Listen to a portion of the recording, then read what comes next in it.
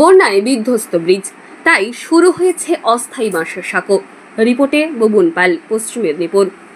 প্রায় 20-30টি গ্রামের মানুষ সহ বাইরের মানুষের যোগাযোগের একমাত্র ভরসা পশ্চিম মেদিনীপুরের ক্ষীরপাই সংলগ্ন কাশীগঞ্জ ভান্ডার চণ্ডী ব্রিজ।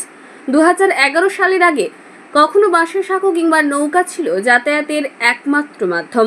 2011-তে রাজ্যে পালা বদলের প্রকালে নির্মাণ হয় এই ব্রিজ।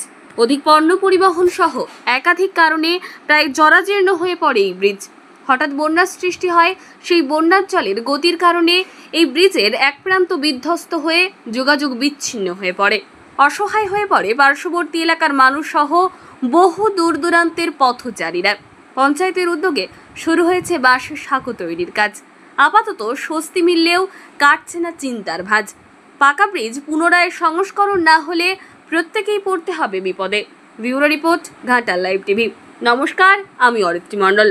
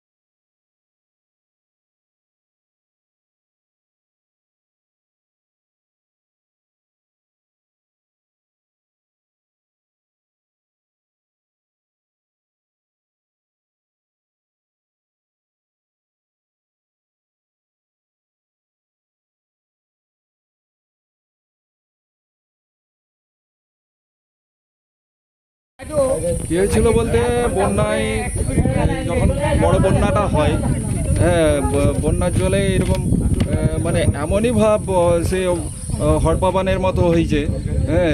বন্যার জল পাস হতে পারেনি, আর পুরো জলটা তো এইটা দিয়েই পাস হয়। ওই যে পুরো জলটা আসছে এইটা দিয়েই পাস হয়। এবার এই ছোট পোলের জন্যে আমাদের জলটা না পাস হওয়ার জন্যে পোলটা ভেঙে গেছে। এই পরিস্থিতি এখন এই যে ভেঙে গেছে, এপাশে প্রায় 25-30টা গ্রাম অচল হয়ে গেছে। মানে তাদের সবই হচ্ছে ক্ষীরপাইয়ের মানে বাজার হাট সবই। যার জন্যে এই যাতায়াত করতে পারছে না সাধারণ মানুষ। যাতে সরকারের কাছে আবেদন, যাতে মানে খুব তাড়াতাড়ি মানে সুব্যবস্থা হয়। বিরাটই কষ্ট হচ্ছে, মানে না দেখলে বলা যাবে না যে কি কষ্টে আমরা আছি বা কি কষ্টে বসবাস করছি।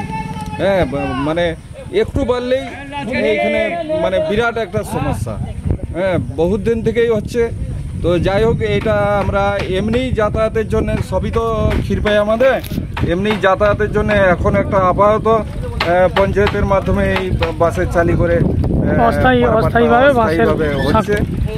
এটা যাতে একটা চিরস্থায়ী সুব্যবস্থা সরকার করে, সেইটাই সরকারের কাছে আবেদন করছে।